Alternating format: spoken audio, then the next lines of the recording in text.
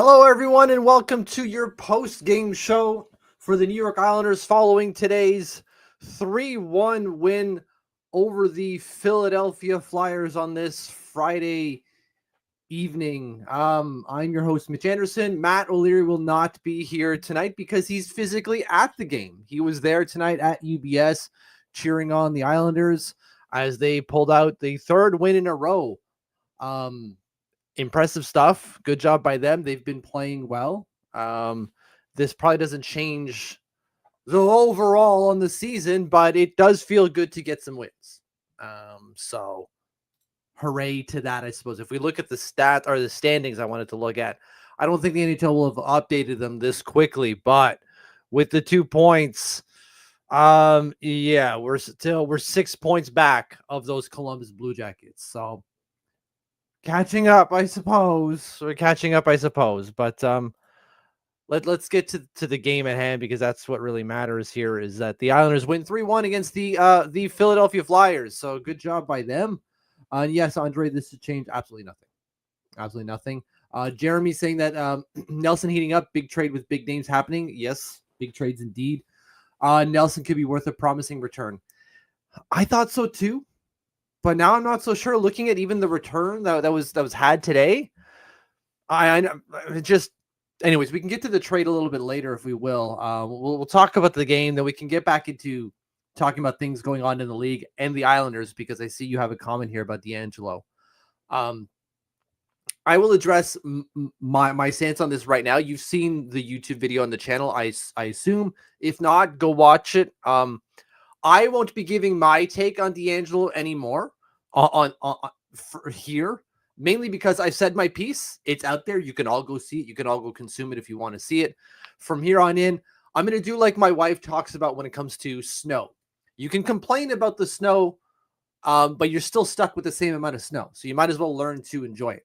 I'm not going to learn to enjoy Tony D'Angelo, but I'm going to learn to at least live with it, or live with him, or whatever. So I'm going to do my best to live with him and just kind of go from there. But if you have a say, go ahead and drop it. That's totally fine. And I'll try to react to it, assuming it's absolutely appropriate. Don't throw anything inappropriate there, because I'm definitely not going to read it. So anyways, let's get to the game, and then we'll get to the other issues of Tony D'Angelo and this big trade that is happening, and other trades that might be happening, and whispers we're hearing here, not related to the Islanders. Anyways, it doesn't start well-ish. The Islanders are a little flat in the first period, as are the Flyers a little bit there. But Flyers come out with a 1-0 lead thanks to Tyson Foerster, who just kind of beats Sorokin clean. Here, like, we lose a battle down low in the Philly end, and they just come out on a 2-on. Defenseman caught pinching in Ryan Pulock, and just clean through Sorokin. Kind of wish he had that one, but, you know, as long as that one mistake by Sorokin isn't capitulated throughout the game, which, as we saw, it wasn't. He was fantastic the rest of the way. That one caught him weak. Fine, that happens.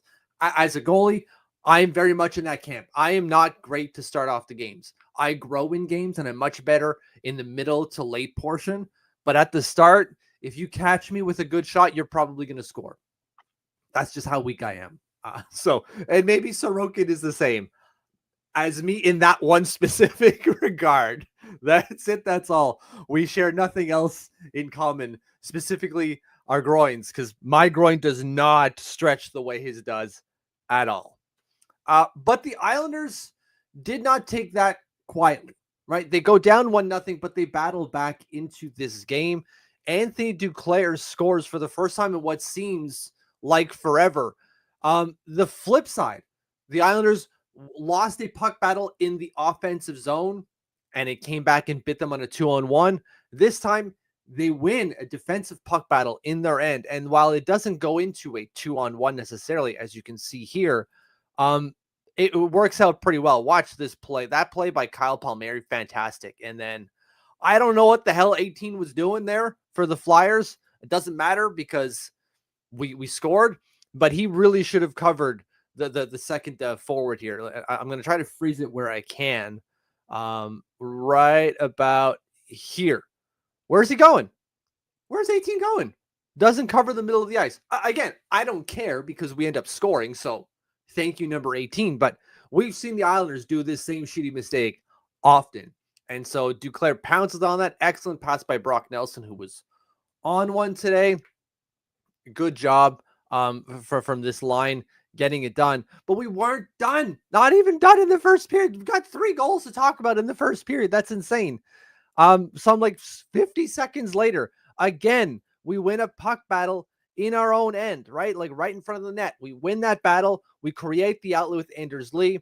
Matthew Barzal comes back, and here we go. Look at that pass from Romanov. He may have been going for Bahorvat. Doesn't matter. He ends up catching Matthew Barzal, and then they dipsy-do through here. Like, fan-friggin-tastic.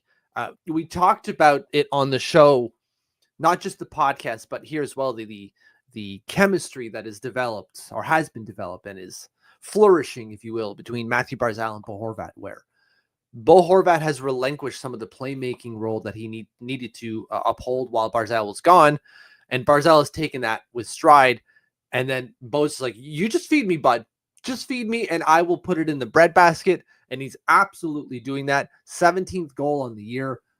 Great team goal to be up 2-1 at the end of the first period. Fantastic stuff. Up 2-1 up to the first. Shots 7-6 in favor of the Flyers. It was a pretty physical first period, considering Maxim Siplikov took out their player, got that 3-game suspension, which he will be back for tomorrow, I believe. So that's good to see. And so there's some some bad blood, if you will, between these two teams, and they were taking it out on each other. Alex Romanov rose to the occasion like a beast. It was amazing. I friggin' loved his game because he was physical but not dirty, right? He knows where the line is, and he's not going over it ever, which is fantastic because you need that in this game. It is a physical game. It absolutely is, and we can't shy away from that. That doesn't mean that we have to go out and fight everyone on skates, but it means that we have to rise to that physical occasion, and I think we did that today. And I know I wasn't the only one to feel that. I'm sure you at home are feeling the same way. So we go into the second period, and it kind of feels like the Islanders take over here. The physicality gets to the Philadelphia Flyers. Not that they can't match our physicalness or physicality. Physicalness, it's not even a friggin' word.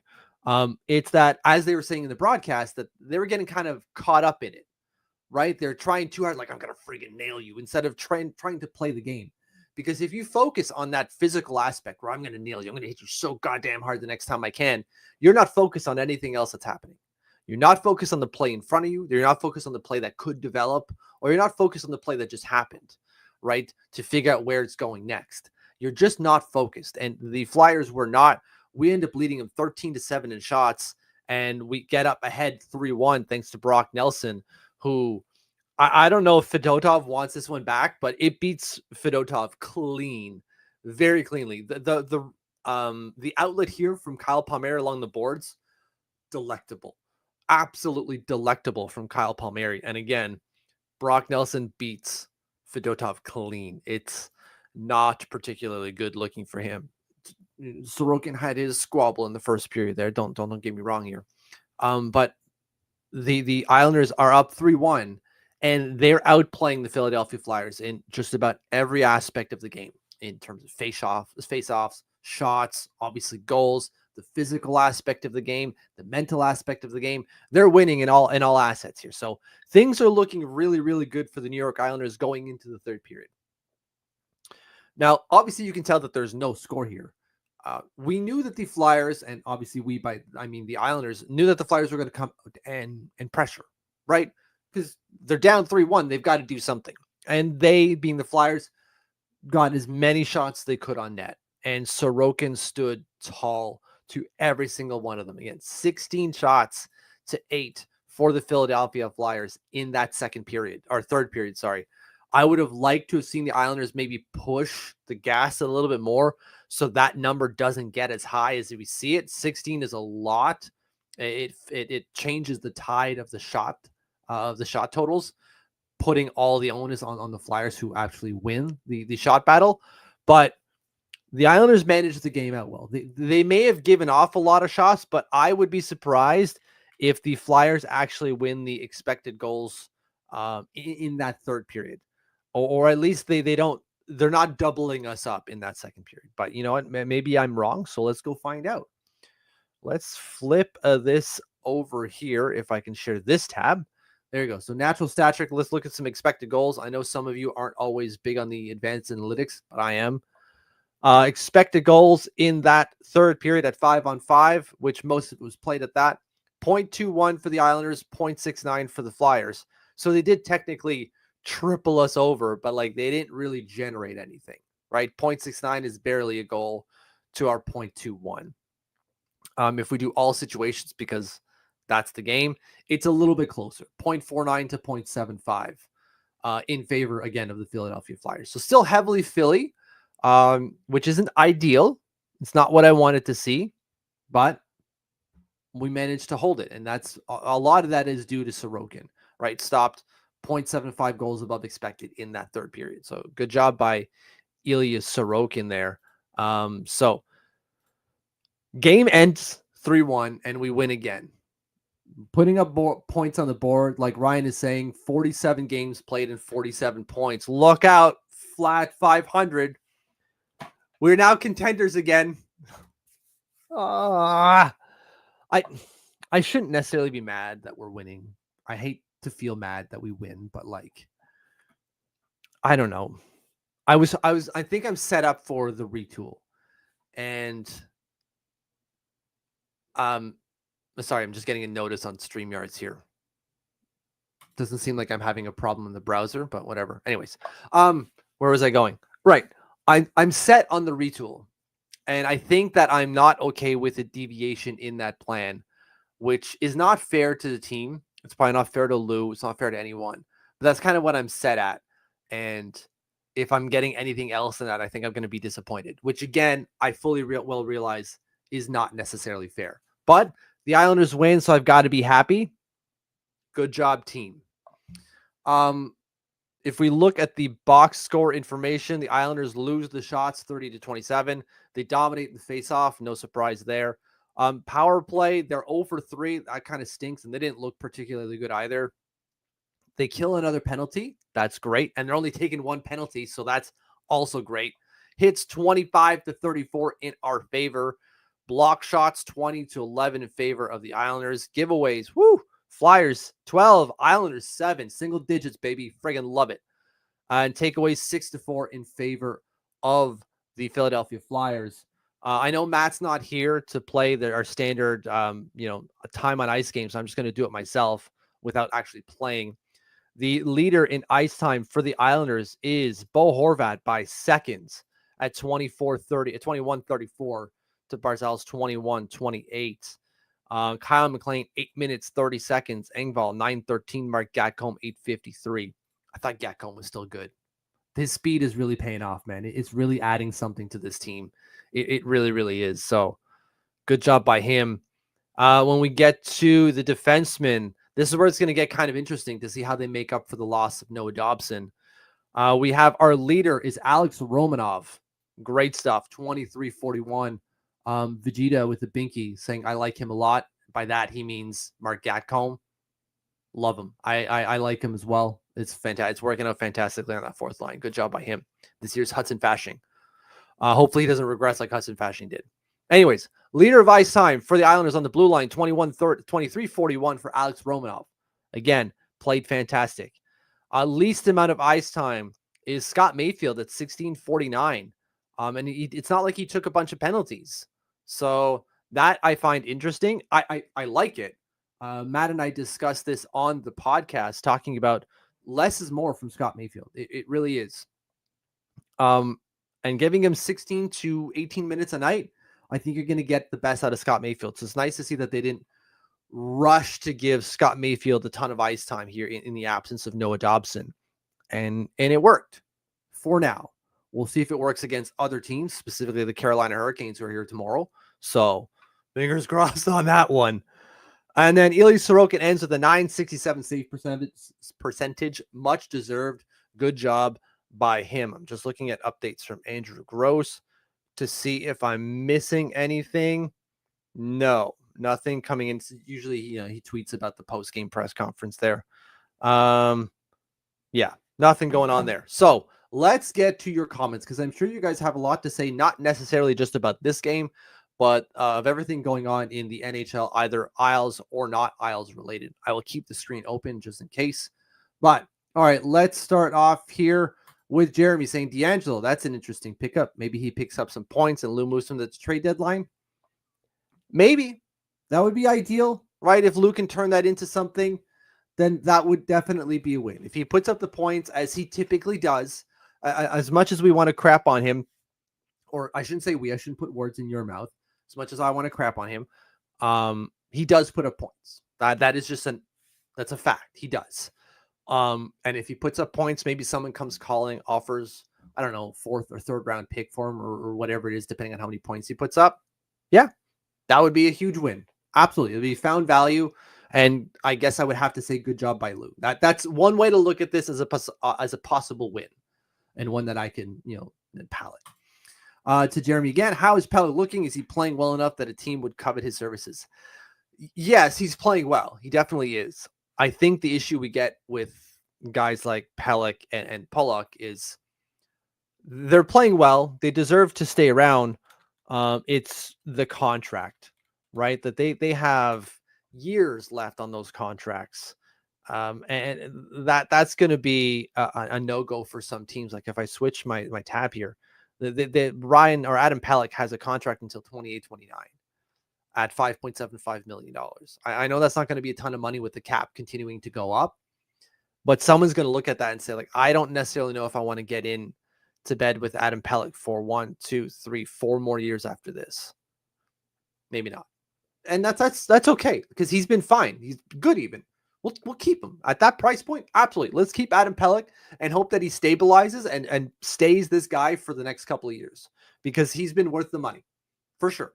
So let's just hope on that because I don't think anyone's going to come calling for him. Solid win. It's always good to beat the Flyers. They're pesky. They definitely are. Always have been. Always will be. It's basically their bread and butter. So Ray says, I don't care what Butchie or Hicks say. You're not selling me on D'Angelo. I hear you, man. I hear you. And again, I will reiterate what I said at the beginning of the show.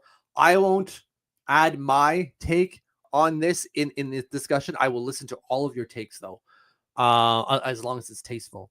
But if you want to hear what I have to say on it, just go watch the video. That's not me necessarily trying to plug the video. It's more just I've said my piece and I'm trying to move forward knowing that whatever I say isn't going to change anything. He's here. Or he will be, assuming no one picks him up on waivers, because why would they? They would have signed him already if they wanted to. So I'm assuming he's here to stay, and so I'm trying to make the best of it. That doesn't mean I'm going to be like rah Tony D'Angelo. It just means like let's hope, as Jeremy points out, that he can put up a buttload of points and we ship him off for something, or just he puts up a buttload of points, causes no drama, does nothing, is here for the year, gone at the end, and we could just be done with it. That is the ideal situation. But I hear you, Ray, and I'm with you. This is just my approach going forward now. To Andre says, Saravalli said a source told him tonight's trade wasn't the biggest deal on the table in the past 48 hours. Jesus Murphy. If that was the case, holy bajoli, because that deal, I'm just making up words here to vamp. That deal was insane. I'm going to bring it up here on the screen for some of you who may not have seen it. So here's the trade that Andre's referencing. To Carolina, Mikko Rantanen, who's on an expiring deal, by the way. Taylor Hall. The Avalanche get Martin Necas, who's just re-signed this year for, I think it was a 2-year deal, maybe a 1-year deal. Jack Drury, a 2nd-round pick in 2025, and a 4th-round pick in 2026. All Carolina's picks, by the way. To Chicago, they get a 2025 3rd-round pick, which was theirs to begin with, and they hold 50% of Rantanen's salary for this season. That seems underwhelming for Chicago, but whatever. That's what they wanted. That's their prerogative, I suppose. They got a free 3rd-round pick for holding some money. Okay, for a year. But that is a hell of a deal. Martin Necas was an early front runner for the Hart Trophy at the beginning of the year. Is no longer. Mikko Rantanen is in the ballpark, but he's definitely not going to do it. He was even at one point close to the Rocket Richard odds. He's obviously not going to do it. Big pieces moving. There's no contract on extension for Mikko Rantanen, but he's going to play with his buddy Sebastian Aho, the real Sebastian Aho. So chances are he's probably going to stay in Carolina. The fact that there's a possibility of a bigger trade here is absolutely wild. There is something I wanted to bring it back here if I could. So Kevin Weeks is tweeting out a picture of Pittsburgh. Stuff can be going down in Pittsburgh, and we've seen whispers and rumors of Sidney Crosby and Nathan McKinnon. That would be dope. Just as a Canadian, that would be dope. It would also be dope to see Sidney Crosby leave the division and leave Pittsburgh, because screw those stupid flightless birds. But that'd be dope for a number of reasons, assuming that's what Kevin Weeks is essentially trying to get at here. Thank you, Andre. To Gary, says George had a good game. He definitely did. That defensive pinch that he pulled on, I forget what flyer it was, but he comes, he being George, flying off the blocks, knowing that he's beat and out of position. So excellent job by Isaiah George tonight. He was fan-freaking-tastic. I keep checking my phone just for mainly trade updates, but also anything else related to the Islanders. And there is something here that I will bring up on the screen if I can. Just give me one quick second to do so. I'm just not that quick of a typer. I'm really not. For someone who types for a living, I'm not a quick typer. So here it is. Let me share this tab. So Isles Patrick Roy politely declines to talk about Tony DeAngelo tonight.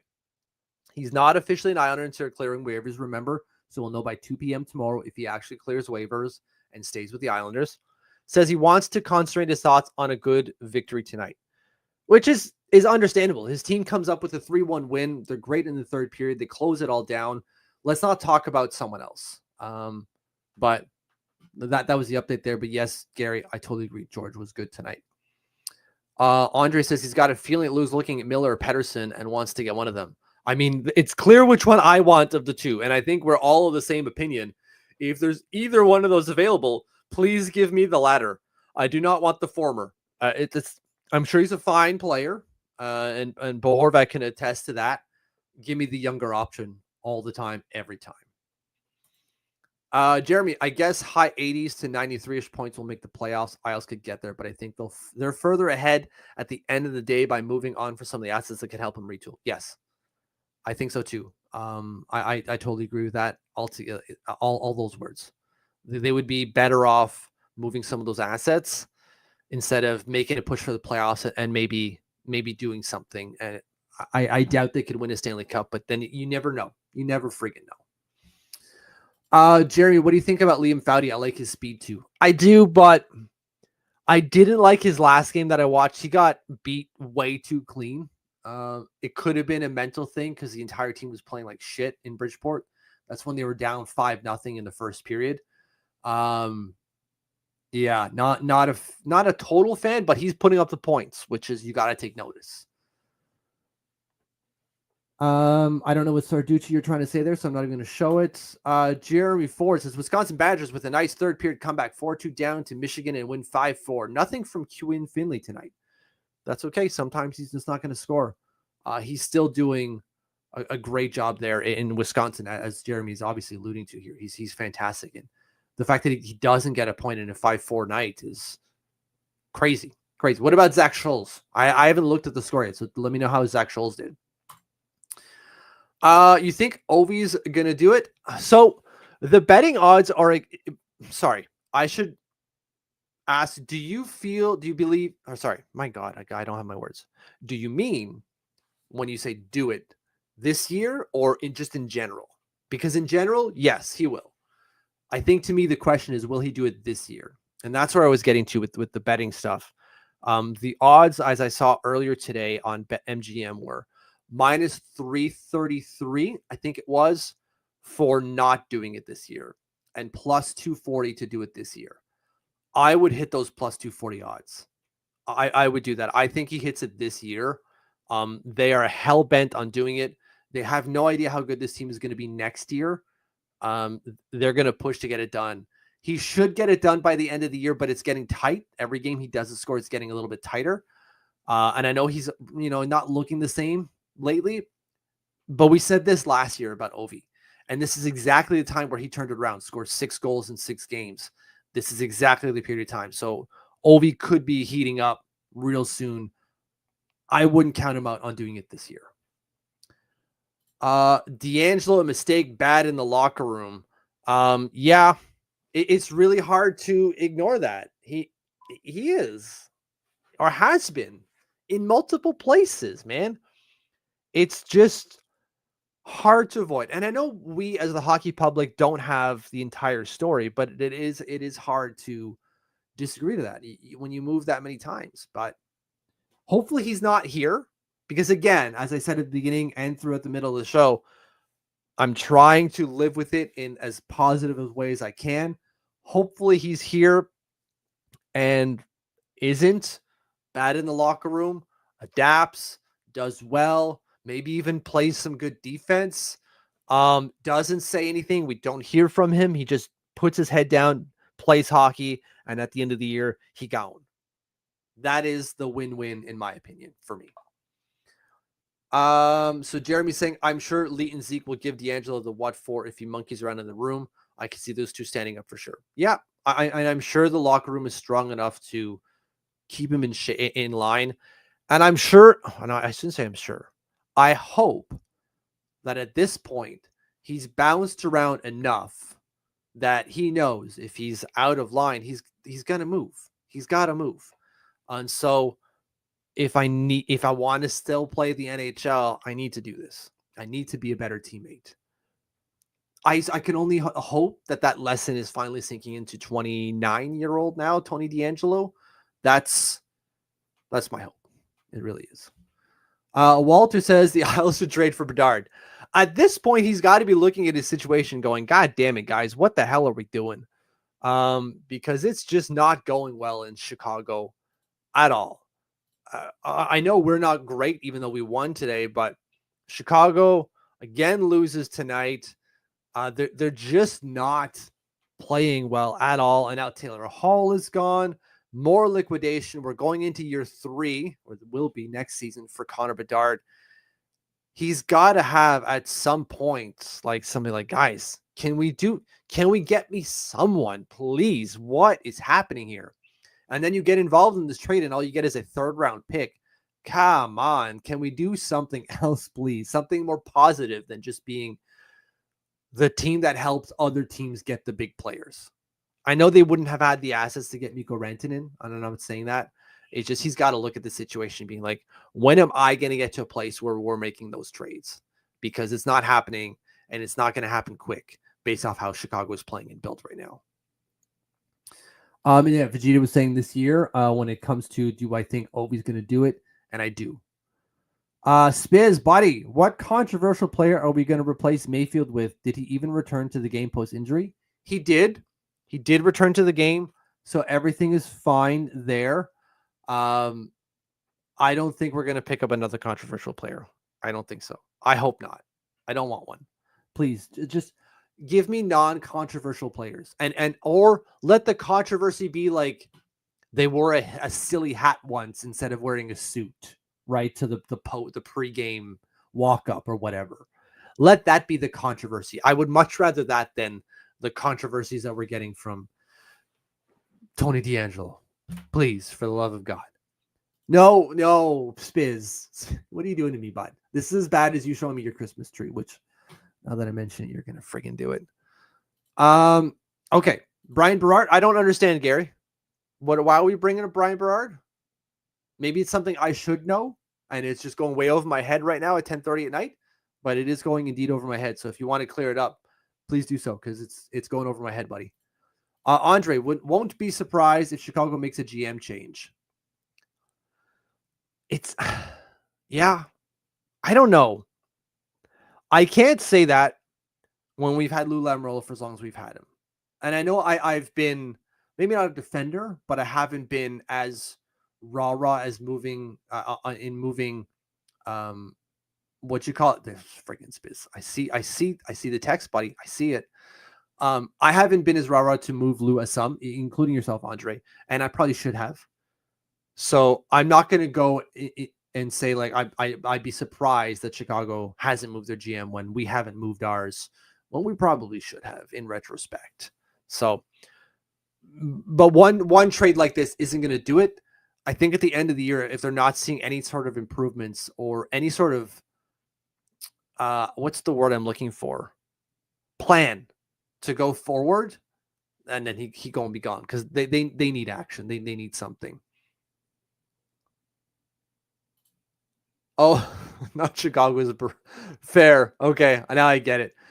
Okay, so to Joe says, is the Wild's logical destination? Is the Wild the logical destination for Brock? It is a logical destination for sure.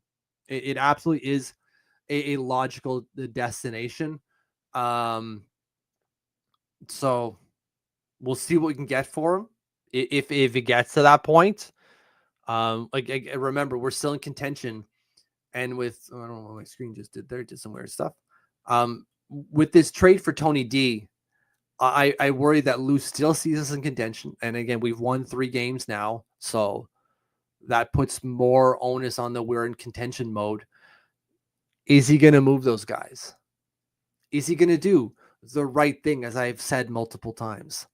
Now I'm not so sure, because you don't bring in Tony DeAngelo if you're not trying to go for it. And I'm not saying that in a way that I think Tony DeAngelo puts us in a position where we can make the playoffs, because Tony DeAngelo is such a good player.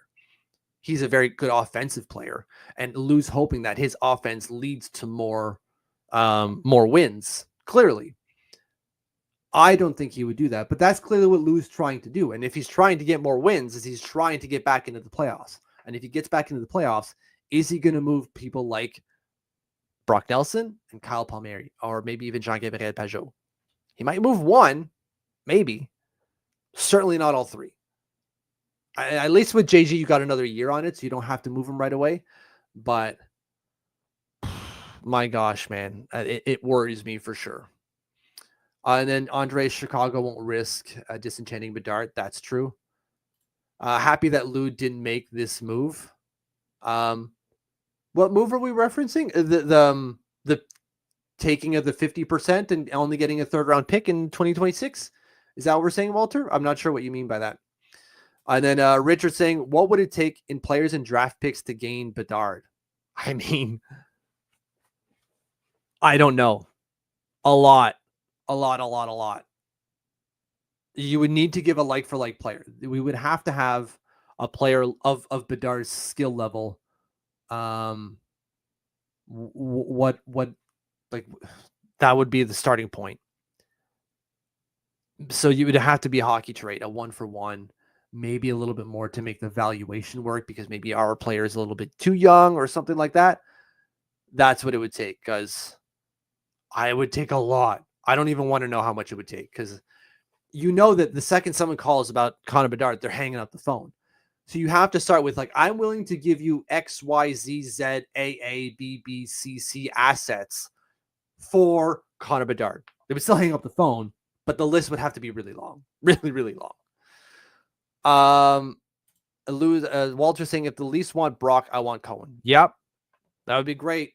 I'll take Easton Cohen, I suppose, for Brock plus, not just that, but I would do that for sure. Okay, and then final one here as it stands now for Wicked 50 Cal. I can't speak. Anyways, with every game, especially win, I'm getting more and more nervous that Lou either trades for futures for the now or does nothing, and by extensions hurts our now and futures. Yes, Wicked 50 Cal. That is something that we've been talking as well throughout this show, and we are of the same opinion. Every win gets us somewhere where we're not anywhere close to that retool situation or even rebuild for some of you out there.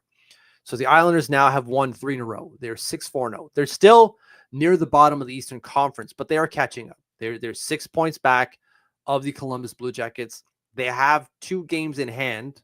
That's crazy to me.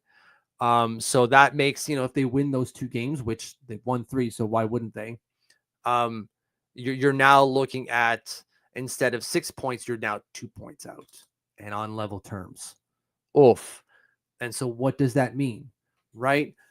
even if you're not thinking about picking up those wins, just the acquisition of Tony DeAngelo tells you the state of mind that Lou Lamoriello is in right now. And to be fair to Lou, he said very much the same thing just like 2 to 3 weeks ago. He said we're still in contention. I didn't necessarily believe that was totally true because it felt like we were out of it. But we're still, in Lou's mind, in contention. And he went and got a player that he feels will add to our playoff push and help us achieve that. That's what he went to get with Tony DeAngelo. Because otherwise, you could have filled that spot with a player, right? We filled it today. You just play Dennis Cholowski and Isaiah George the remainder of the time. And if he being Noah Dawson comes back early, great. If not, whatever. But Lou didn't do that. Lou went out and got a player who's supposed to put up a ton of points. So that tells me that he's still trying to get into those playoffs. He's still trying to get there. And then what does that mean for the now and the futures in terms of asset acquisition when you got guys like Brock Nelson and Kyle Palmieri on expiring contracts? So right there with you. And then last one here from you says, where do they rank in terms of the rest of the league? I'm sure we're still waiting on the outcomes of the Western Conference games. Where they rank in the entire league? I think all the games are done now. I just saw that Winnipeg wrapped up, so it should be good. In the league, we are 1, 2, 3, 4, 5, 6, 7 from the bottom. Ouch. But again, is this totally up to date? I think so, because Winnipeg and Utah wrapped up a few minutes ago. So these should be up to date. But again, we're catching up, and we have 47 games versus a lot of these are like 49 to 50.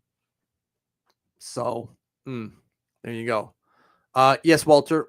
Dobson has a broken leg, but so did Ovi, and Ovi came back pretty quick. So it may not be the same broken leg, but yeah. I don't know if someone told you it was a broken leg or not, but even if it is, Ovi did come back from what was a fractured leg or something like that. And so maybe Dobber can come back sooner. Who knows? Probably not. That's probably why they went and got Tony DeAngelo, right? So, wow. The Islanders win 3-1. They're now 6-4-0 in their last 10. They are climbing closer towards a playoff spot, which is great and not great at the same time. Conflicting emotions all over this fan base for you and I. Thank you for tuning in. We'll be here tomorrow for tomorrow's game against the Carolina Hurricanes, who might look completely different than they did just 24 hours ago. So we'll see how that pans out. Until then, I'm Mitch. Matt is just coming back from the game, and we will see you tomorrow.